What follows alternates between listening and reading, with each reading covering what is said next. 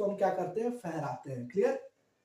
अब आइए हम इस इतिहास को देखते हैं कि क्यों 26 जनवरी को ही हमारा गणतंत्र दिवस मनाया जाता है। तो इस कहानी की शुरुआत होती है 1929 भारतीय राष्ट्रीय कांग्रेस का एक ऐतिहासिक अधिवेशन जो कि लाहौर में होता है, रावी नदी के तट पर।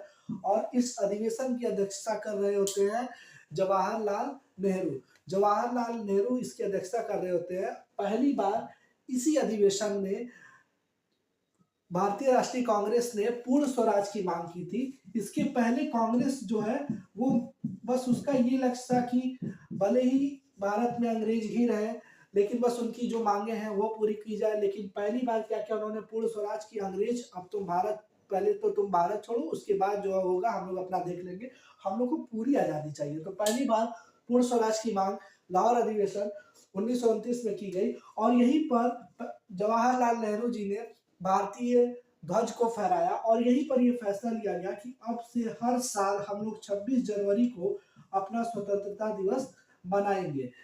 चूंकि ये वाला जो अधिवेशन था ये 1929 में जो हुआ था वो दिसंबर के महीने में हुआ था, तो 1929 की जनवरी तो बीत चुकी थी। इसलिए अब जो अगला जनवरी आएगा 1929 के बाद 26 जनवरी 1930 को पहली बार, क्योंकि अब यही अगला जनवरी था 1930 वाला, तो 26 जनवरी 1930 को पहली बार भारतीयों ने अपना स्वतंत्रता दिवस मनाया। लेकिन अब आगे चल के आप सभी जानते हो कि अंग्रेज भारत छोड़ करके गए 15 अगस्त 1947 को।